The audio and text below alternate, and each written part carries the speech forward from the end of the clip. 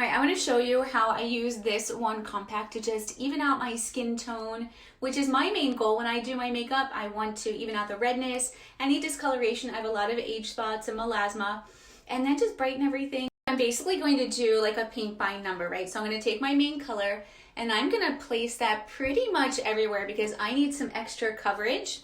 If you don't need a lot of coverage, then you can only put the makeup where you need it. You don't wear foundation, use foundation, this, and then put makeup over top. Everywhere where we put our makeup, including our contour, is our foundation. Put that color, my main foundation color where I needed it, and then I'm going to take my contour and I'm just going to put this up here, right? So it's going to help really make our bone structure stand out. It gives it dimension. Under here I do some, this is going to hide my double chin, do a little bit under my lip to make it pout, and then I do a little right here on either side of my nose to make it look more narrow and just slim it down. I like to use our satin lip and cheek colors like this one and this one because it's going to give me a little bit of coverage also. And all of this you're going to see is just going to all blend together. And then I like to use the gloss ones for my lips. Here's where the magic happens. I'm going to take my best Blend Forever brush. I love this brush. It's a little more dense on one end and a little fluffier on the other. I do apply my makeup with this sometimes as well. And I just take it and I literally am going to just blend this all over. And as the makeup sits on our face, it warms up and becomes even easier to blend like this.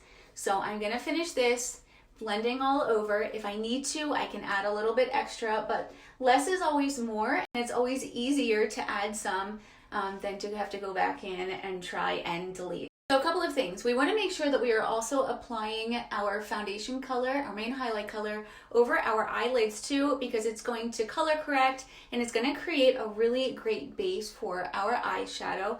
You also want to make sure when you're blending your contour that you want to go upward. We don't want to bring our contour down here because we don't want a 5 o'clock shadow. Going up this way, keeping our cheek color up that way.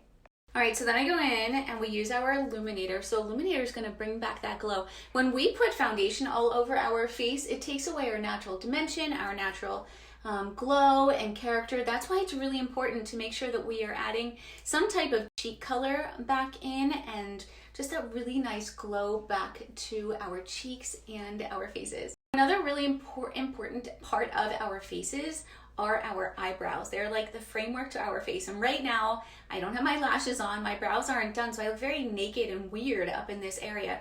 So we're gonna take whatever we use for our eyebrows, whether it's our line brush and our cream contour or our eyeshadow to fill in. I like to use this sometimes. It's an ultra slim eyebrow pencil.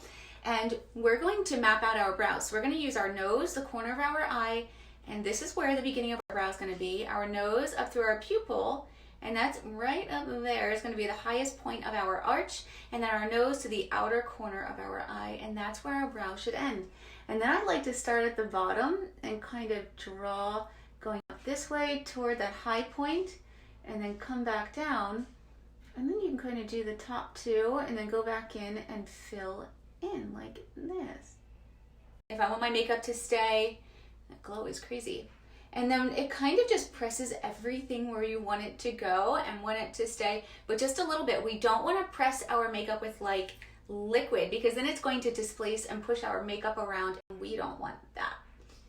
And the second part is I'm going to go into the bottom part of my compact here with a smaller brush, and I am going to set my makeup under here. Now I don't do this because I'm oily, because I'm not. I'm actually dry.